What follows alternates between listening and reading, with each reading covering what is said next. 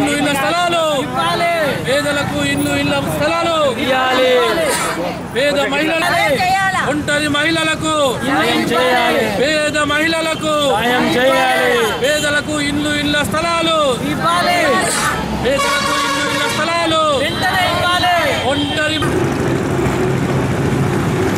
Double bedroom ఇండ్లను వెంటనే మంజూరు చేయాలి. డబుల్ బెడ్రూమ్ ఇండ్లను వెంటనే మంజూరు చేయాలి. డబుల్ బెడ్రూమ్ ఇండ్లను వెంటనే ఇళ్ల స్థలాలు మంజూరు చేయాలి. పేదలకు ఇల్లు ఇళ్ల స్థలాలు మంజూరు చేయాలి. పేదలకు ఇల్లు ఇళ్ల స్థలాలు మంజూరు చేయాలి. దళితులకు 3 ఎకరాల పేదలకు ఇల్లు ఇళ్ల స్థలాలు పేదలకు 3 ఎకరాల భూమిని పేదలకు ఇల్లు ఇళ్ల స్థలాలు మంజూరు చేయాలి.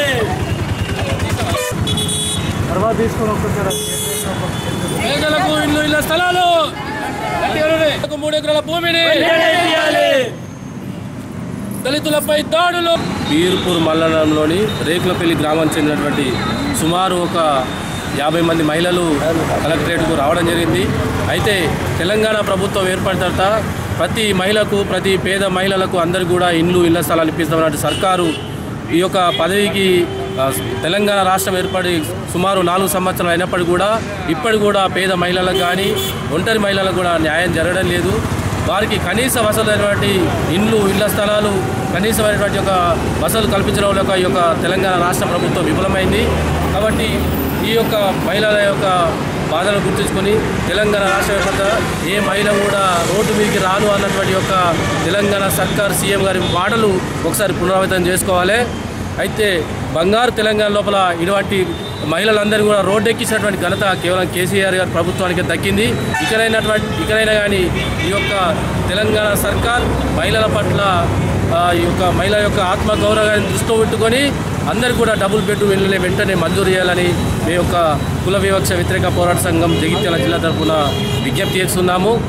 ఒకవేళ ఈ యొక్క మహిళలకు ఇంకా కూడా న్యాయం జరగకపోతే ఇప్పుడు జిల్లా వ్యాప్తంగా రాబోయే రోజుల్లో రాష్ట్ర వ్యాప్తంగా ఆందోళన చేస్తామని కేంద్ర ప్రభుత్వం కూడా ఎన్నో రకాలుగా చెప్తున్నది. రాష్ట్ర ప్రభుత్వం కూడా మేము అందరికీ పేదవాళ్లకు, మహిళలకు మేము చెప్తామని చెప్పేసి వాళ్ళు ఎన్నో అంటే ప్రగల్భాలు వాళ్ళకిర్రు. అప్పుడు తర్వాత మేనిఫెస్టోలలో పెట్టిర్రు.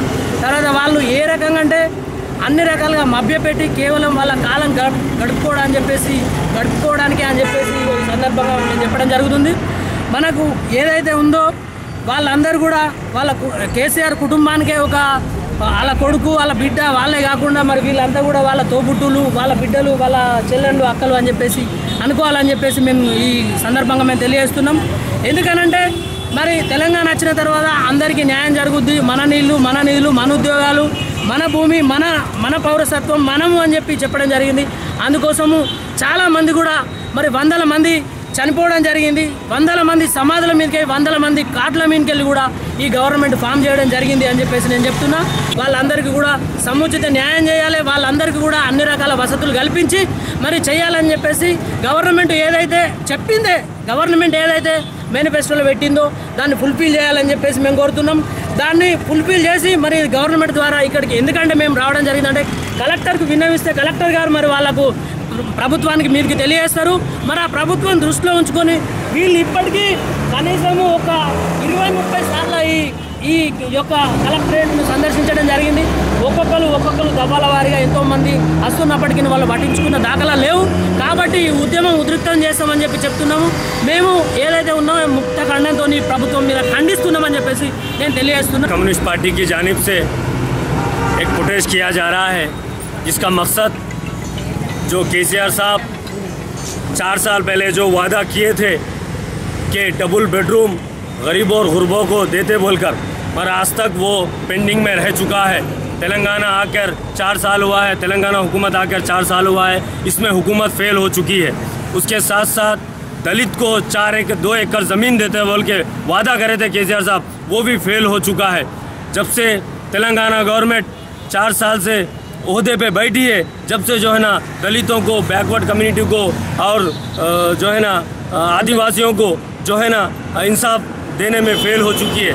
हम ये मुतालबा करते हैं हुकूमत से कि वो जल्द से जल्द गरीबों को 2 बेडरूम का जो वादा किए थे उसको जो है ना डबल बेडरूम का जो वादा किए थे उसको पूर्ण करें, और जो दलितों को 2 एकड़ ज़मीन देते बरे वो भी वादा पूर्ण करें। नहीं तो आने वाले दिनों में केसीआर साहब और तेलंगाना हुकूमत का नामो निशान नहीं रहेगा, टीआरएस का नामो निशान नहीं रहेगा। आप ये जिम्मेदारी बनती है कि आप गरीब और गुरबा, दलित, आदिवासियों को आप सबको बराबर हक देना है। अगर वो हक नहीं देंगे तो आप जो है ना फिर गवर्नमेंट नहीं बना सकते हैं। यहाँ से हम popular front of India Telangana communist party को सपोर्ट देते हैं। बल्कि